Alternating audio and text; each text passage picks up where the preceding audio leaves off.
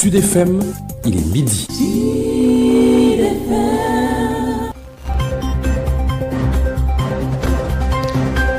À l'écoute de Sud FM Sen Radio, le choix de la différence, nous sommes en direct de Dakar, le journal, voici le titre.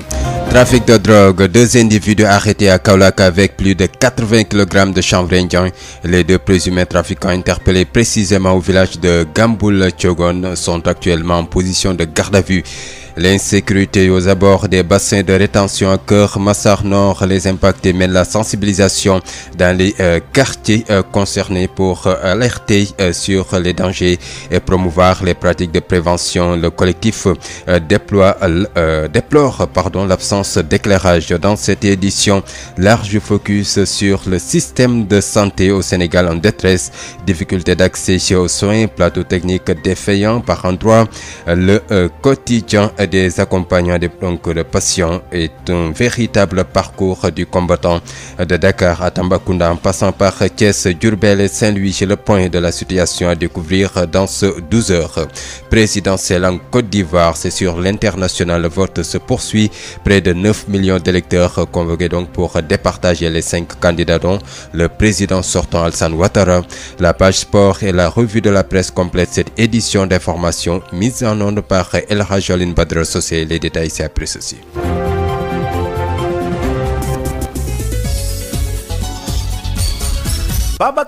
Qui vous dit bonjour. Lutte contre le trafic de drogue. 2 individus ont été interpellés hier à Kaolack par la brigade régionale des stupéfiants. 2 colis d'un poids total de 83 kg de chanvre indien saisis lors de cette opération, informe la police dans une note publiée ce matin sur sa page Facebook. Les présumés trafiquants, communément appelés porteurs, ont été arrêtés au village de Gamboul Tiogon dans le département de Kaolack. Les mises en cause ont été placés en garde à vue. L'enquête se poursuit. Journée de nettoyage de la plage de Soumbédioune ce samedi à Dakar, une initiative qui s'inscrit dans le programme EU Beach Cleanup porté par l'Union européenne. Les acteurs plaident pour l'installation de filets de protection au niveau du canal 4. Les différentes parties prenantes s'engagent à promouvoir des pratiques durables pour protéger les écosystèmes côtiers et la biodiversité. Sont aussi prévues des activités de sensibilisation sur les effets de la pollution marine. Damien Edesquien, chef de mission adjoint à la délégation de l'Union européenne au Sénégal. Donc nous écoutons un propos recueillis par Pape Djibril Diouf. C'est très important pour nous d'être là aujourd'hui. C'est une initiative qui existe depuis plusieurs années. Ça s'appelle EU Beach Cleanup. On nettoie les plages à travers le monde entre septembre et octobre pour associer en fait notre engagement à la fois politique et financier sur la préservation de l'environnement, sur une transition juste, verte, juste pour l'ensemble des populations. Donc on associe cet engagement politique et financier à des actions concrètes sur le terrain. Donc aujourd'hui on est samedi, on se retrousse les manches, on a fermé nos bureaux, on a fermé nos ordinateurs et on est tous ensemble sur la plage pour nettoyer et aussi avec les jeunes qui sont autour là pour les sensibiliser sur la protection de leur environnement. C'est particulièrement important aujourd'hui à Soumbédioune parce que c'est aussi le poumon économique, social des communautés avec la pêche, les pirogues juste derrière, les hommes qui vont en mer, qui reviennent, les femmes qui travaillent sur la plage. Donc pour nous c'est important de le faire aussi ici au cœur de la vie des communautés sénégalaises. Et on espère qu'il y aura de la durabilité sur cette action. Donc la durabilité de l'action environnementale, elle est à la fois inscrite dans l'action, comment filtrer les déchets qui arrivent par le canal. Donc ça a été plusieurs fois dit par les autorités locales et gouvernementales. Ce serait vraiment quelque chose qui ferait beaucoup de sens. Et ensuite c'est aussi dans les têtes. Donc c'est aussi conscientiser les jeunes avec un engagement des communautés, une prise de conscience aussi des jeunes autour de nous de l'importance de préserver leur environnement marin. Caravane de sensibilisation dans la banlieue de Dakar demain dimanche. C'est à l'initiative du collectif des impactés des bassins de rétention. Ce sera du porte-à-porte pour parler aux populations des dangers autour des bassins de rétention où il n'y a ni sécurité, encore moins d'éclairage. Plus de précisions avec le coordonnateur du collectif des impactés du canal et des bassins de Keur Massar Nord, Daouda Thiaw, au micro de Mame Diarra Da Silva. Le CECAP organisera ce dimanche 26 octobre à partir de 10h, une caravane de sensibilisation dans les 5 bassins se trouvant sur les 7 quartiers, à savoir Khayra Tawfiq, Medina Rassoul, Sant Yalla, Andala, Dare Kamil, Medou Salam, Sant Yalla 1. Dans le but de sensibiliser les populations vivant autour des bassins, au bord des bassins. Pourquoi sensibiliser? Ces bassins sont là depuis 2021 et restent inachevés. Ces bassins sont d'abord des socs d'eau. Ni protection, ni éclairage, ni dépotoir d'ordures. De ce fait, ce dimanche, le SICAP fera des porte-à-porte pour parler aux populations, aux habitants vivant au bord des bassins. Leur parler d'éviter de verser des ordures sur les bassins, surveiller les enfants de ne pas jouer au bord des bassins car il n'y a ni mur, ni grille de protection, ni dépotoir d'ordures. Utiliser les moustiques la nuit pour éviter les maladies vivant dans ces bassins-là, mais aussi avec la présence des moustiques. Avoir à leur disposition des eaux de javel et autres pour se laver à tout moment car les enfants jouent dans les bassins. Éviter de passer au bord des bassins la nuit car il y a une absence totale de sécurité causée par l'absence d'éclairage. Pour terminer, on appelle aux autorités de l'État à l'aide pour le poudrage des bassins car il y a trop de moustiques vivant à l'intérieur des bassins et aux abords. Donc nous invitons toute autorité du département à participer à cette caravane de sensibilisation ce dimanche à 10h car le collectif n'est pas là seulement pour crier mais aussi on est là pour collaborer avec les autorités pour enfin soulager les populations sur les dangers. Sud FM. Longue file d'attente, manque d'organisation, coût exorbitant des soins médicaux, le quotidien des accompagnants des malades est un parcours du combattant, une réalité alarmante qui appelle à des mesures durables. Le système sanitaire au Sénégal en détresse. Un reportage de Pape Djibril Diouf. Stress permanent et épuisement moral. Dans les hôpitaux, ce ne sont pas seulement les malades qui souffrent. Les accompagnants aussi vivent un calvaire. J'ai accompagné ma fille, mais l'attente interminable dans les hôpitaux est une véritable épreuve. Il est impératif que les hôpitaux mettent en place des solutions efficaces pour gérer les files d'attente. Je suis là depuis 6 heures du matin avec mon épouse pour ces analyses. Il y a beaucoup de monde et l'attente est très difficile. À ces difficultés s'ajoute un autre fardeau, le coût élevé des soins. Pour beaucoup, les dépenses médicales deviennent insoutenables. Les ordonnances et les frais médicaux sont coûteux. Nous dépensons énormément d'argent dans les hôpitaux pour assurer la prise en charge de nos proches. Face à ces difficultés, les accompagnants souhaitent des mesures efficaces pour alléger leurs charges et améliorer l'accueil dans les structures de santé.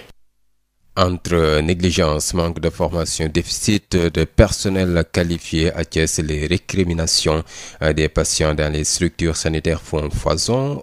Pourtant, les écoles de formation se défendent quant à la qualité des apprentissages prodigués à leurs étudiants.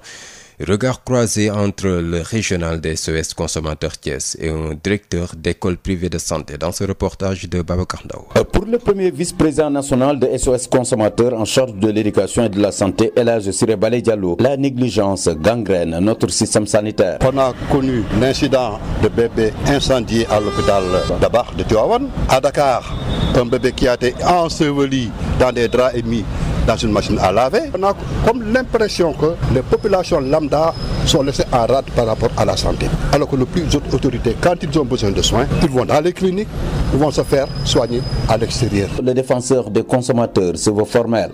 La situation des hôpitaux au Sénégal est véritablement préoccupante. Et selon le ministre de la Santé et de l'Action sociale, les infrastructures hospitalières sont largement obsolètes. D'une part, avec un système électrique et d'assainissement défaillant, entraînant des risques importants d'incendie et d'infections nosocomiales. Et on sait que de nombreux hôpitaux de niveau 1, 2 et 3 nécessitent des réhabilitations urgentes. Pour M. Baz, directeur d'une école privée de santé à Thiès, il insiste sur la rigueur de la formation en rappelant le b.a.-ba des droits du malade. L'un des premiers cours des élèves de première année, après l'historique, les modèles conceptuels, etc., on les apprend la chambre du malade, on les apprend l'accueil, la chambre du malade, la réfection du lit. Le problème, c'est un problème de Sénégalais.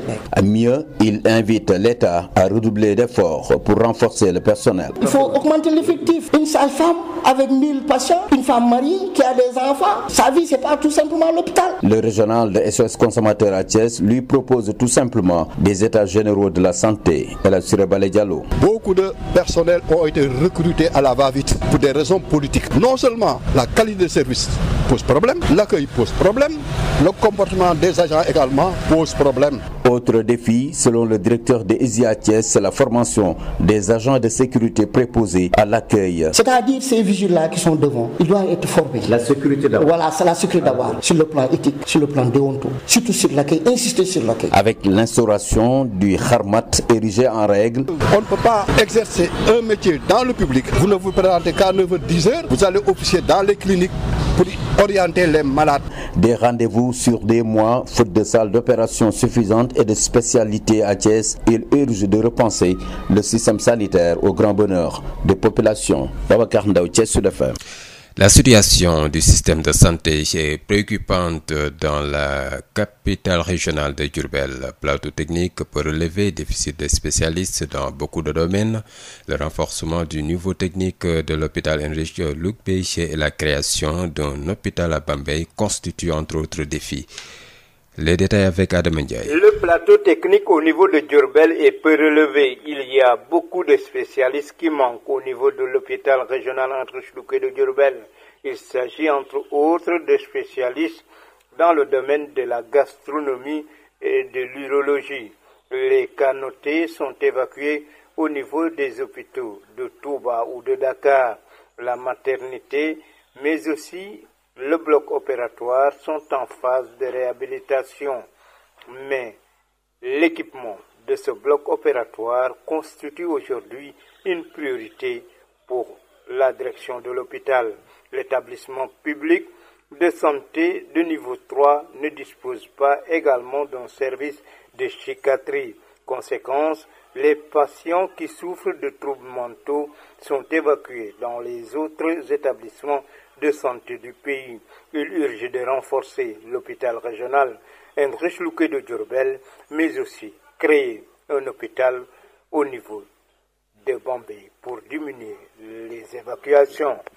Diourbel Sud FM, Adam Ndiaye.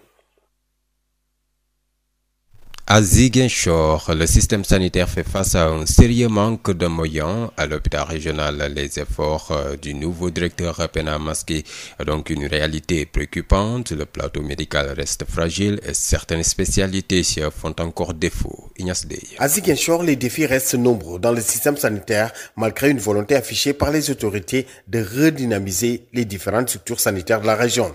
À l'hôpital régional de Ziguinchor, par exemple, le nouveau directeur tente de relever le niveau du plateau médical, mais le manque de matériel freine les soins. Certains équipements essentiels se font rares, compliquant le travail des équipes sur le terrain. Simon Faye, responsable syndical à l'hôpital régional de Ziguinchor. Particulièrement les deux poumons de l'hôpital qui étaient affaissés, à savoir le laboratoire et la radiologie. La technologie de pointe voudrait vraiment qu'on puisse avoir une IRM. Vous savez qu'il n'y a pas d'IRM dans toute la zone sud. Il n'y en a pas à Ziguinchor, encore moins à Kolda, encore moins à Sédhiou, ni à Kédougou, ni à Tamba. Donc quelqu'un qui a besoin d'une IRM va forcément à Dakar. Maintenant, l'autre chose, la mammographie, ça fait longtemps, fort longtemps, on ne la fait plus au niveau de l'hôpital régional. L'autre chose, nous avons un gastro-entérologue, mais qui ne fait que consulter, comme si elle consulte la consultation générale, parce que tout simplement, elle n'a pas de colonne d'endoscopie pour faire les explorations. Autre difficulté majeure, l'absence de spécialistes dans des domaines clés, comme la pneumologie ou la chirurgie cardiaque dans cet hôpital. Une situation qui pousse parfois les patients à se tourner vers Dakar ou d'autres régions pour des soins spécialisés. Donc, un chirurgien cardiologue d'al, un pneumologue, voilà. On a la dermato, on a la chirurgie viscérale, on a la chirurgie générale, on a la chirurgie pédiatrique, on a la chirurgie urologique, voilà, on a tout ça, on a la gynéco, mais la pneumologie d'al, un constat qui relance le débat sur la nécessité de renforcer les moyens humains et techniques dans le système sanitaire au niveau de la région et surtout dans cet hôpital régional de Ziguinchor, un hôpital stratégique pour toute la Casamance. Ziguinchor, Ignace Dey, Sud FM. Ignace Dey, non loin de chez vous, dans la région de Kédougou, c'est le département de Salémata qui porte le bonnet d'âne en termes d'infrastructures. tout est à reconstruire. En outre, il faut davantage de médecins spécialistes pour éviter aux populations de la région de Kédougou donc les longs et périlleux déplacements vers Tambacounda et Dakar.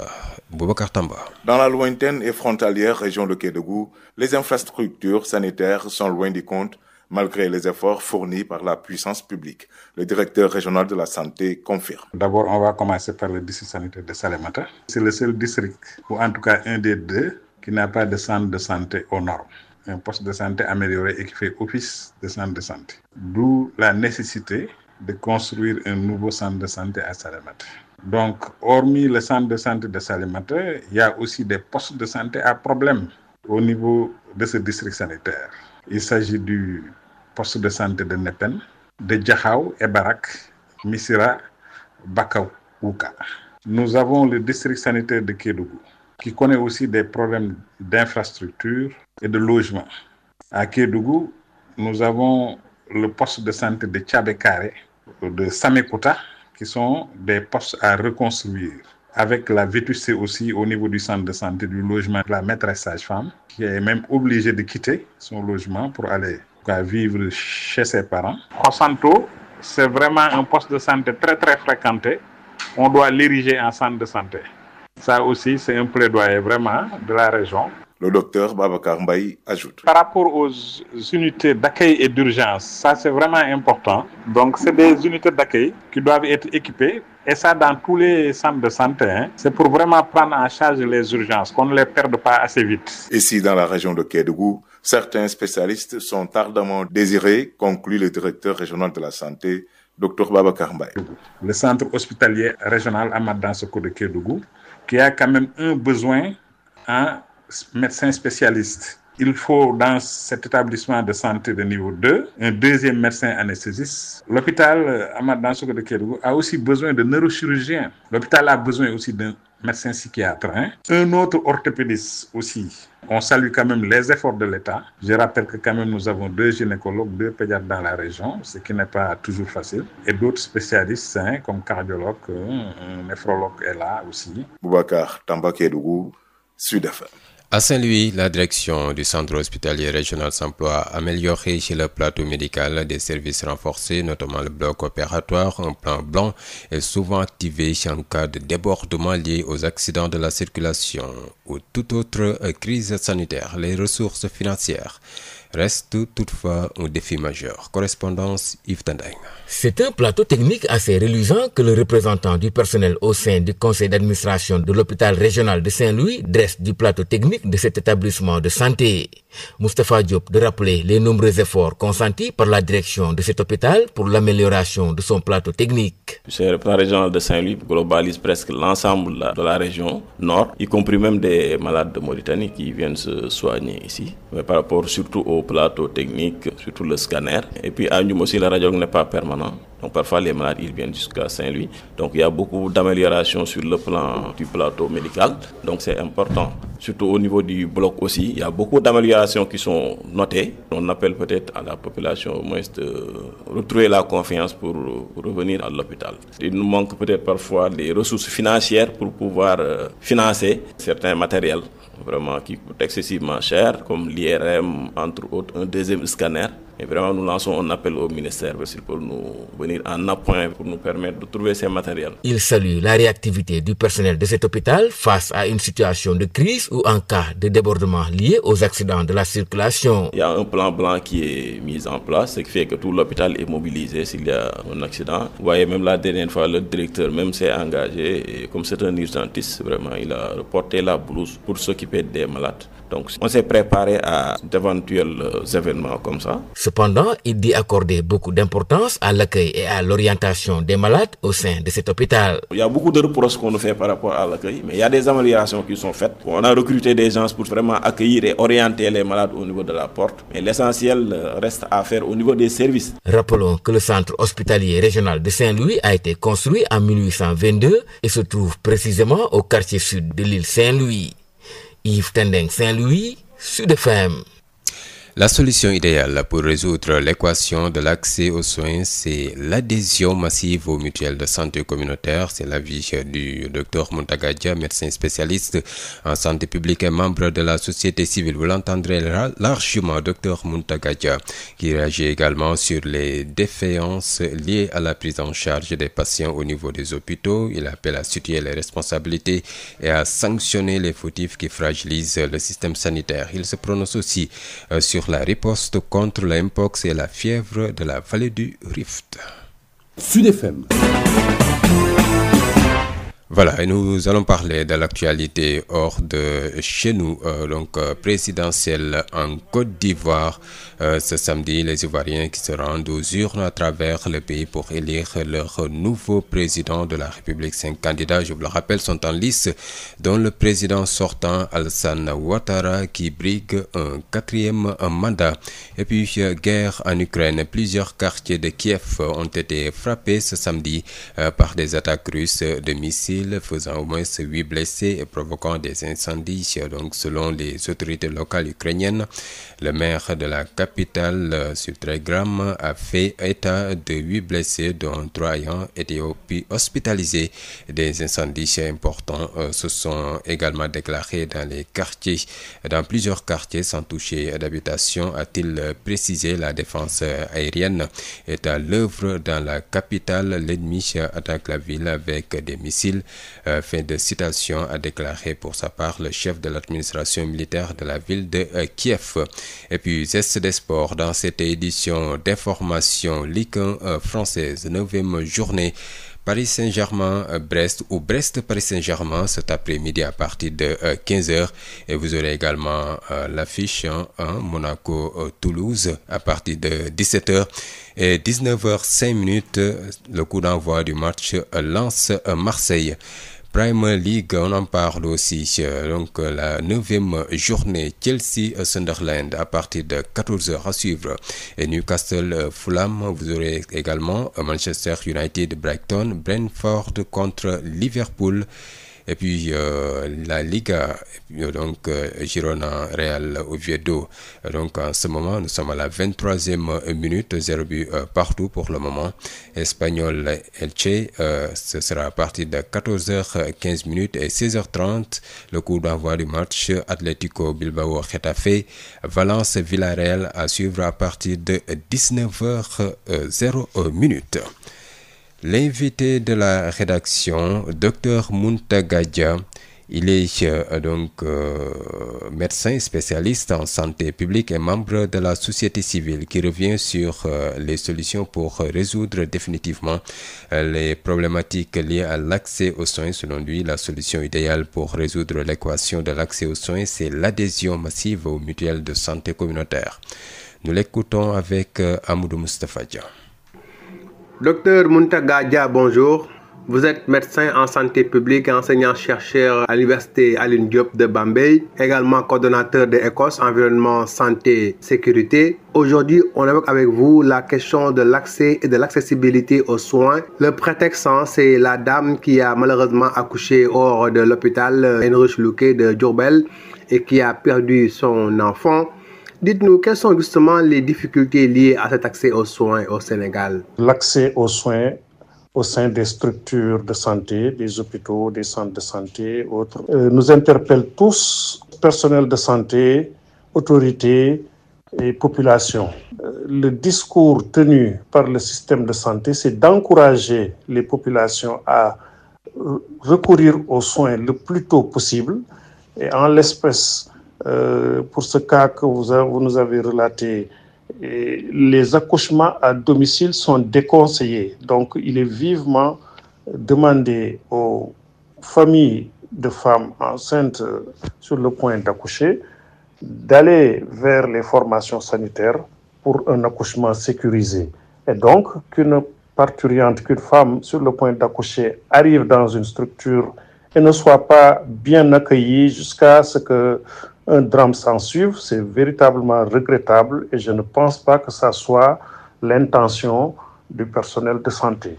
Et maintenant, il faudrait pour ce cas-là aussi mener des enquêtes pour voir à quel niveau le problème s'est posé pour ne pas que de pareilles situations se répètent, même si dans le passé déjà on en avait connu. Je pense que des mesures avaient été prises et que depuis un certain temps, on n'entendait plus ce genre de difficultés.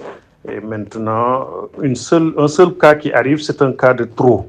Donc vraiment tout faire pour que cela ne se reproduise pas, c'est vraiment ça doit être la préoccupation de tout le système de santé, des autorités et des populations. On note aussi des obstacles donc liés à la cherté des bilans et autres analyses.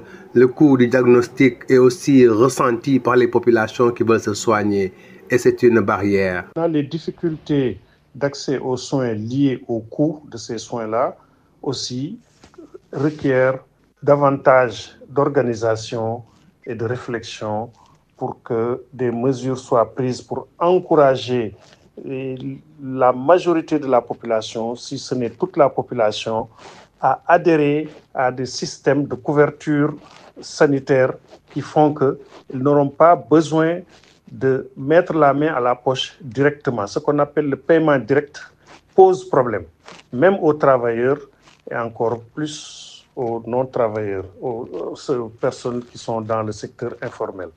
Donc, comment faire pour enrôler le maximum de gens dans les mutuelles de santé, dans les unions départementales des mutuelles de santé? Et c'est ça l'équation qu'il faudrait résoudre le plus rapidement possible. Et Dieu sait, nous avons les ressources qu'il faut.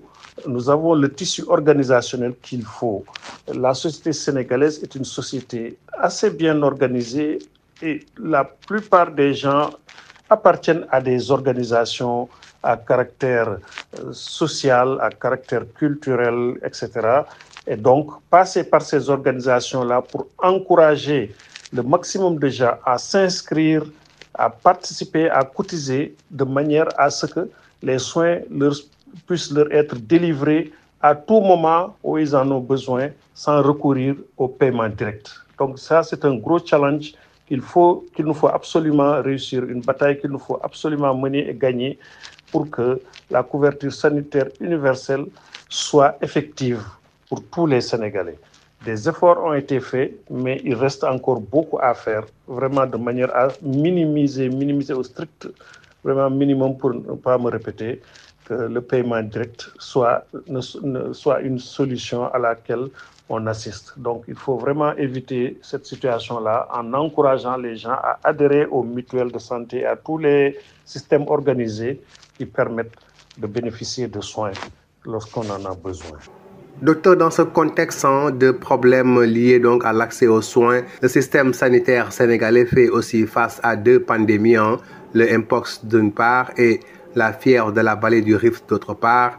Comment appréciez-vous la riposte menée jusque maintenant? Le système de santé ayant été éprouvé par les pandémies précédentes, il y avait Ebola, il y a eu la pandémie Covid-19, et le système de surveillance s'est beaucoup bonifié avec ces expériences-là. Et je vois avec les bulletins qui sont publiés par le ministère que les zones concernées sont bien cartographiées en 6 régions et qu'un système de suivi et de prise en charge est organisé, et nous espérons que cela va limiter et contenir l'explosion des cas de manière à ce qu'on puisse vraiment nous en sortir avec le moins de dégâts possible. Donc nous faisons confiance au système de santé, à leur expertise, à l'organisation et avec l'appui des autorités. Nous avons bon espoir que la mortalité et la morbidité seront minimisées. Voilà ce que je peux dire sur cette question-là. Et globalement, par rapport à l'accès au plateau technique, quelles solutions préconisez-vous? Il est vraiment essentiel que tout le monde dispose d'une couverture sanitaire, dispose d'une carte sociale qui montre qu'on appartient à une organisation qui a adhéré à un système de couverture sanitaire et qui permet de bénéficier des soins lorsqu'on en a besoin. C'est vraiment la bataille qu'il faut mener à tous les niveaux, au niveau des autorités administratives, des techniciens, des autorités religieuses, les leaders communautaires, les organisations communautaires de base pour encourager le maximum de gens vraiment à adhérer, qu'on prenne en charge le système informel, quoi qu'on dise, est plus ou moins organisé quand même. Il y a des associations qui regroupent les différents corps de métier. Et à travers cela, il faut négocier et signer des partenariats, les encourager à adopter le système de paiement le plus conforme à leurs possibilités, à leurs moyens. Et l'essentiel étant que les contributions puissent servir de cagnotte à ce que la prise en charge soit effective pour tous ceux qui en ont besoin. Docteur Muntaga Dia, je vous remercie.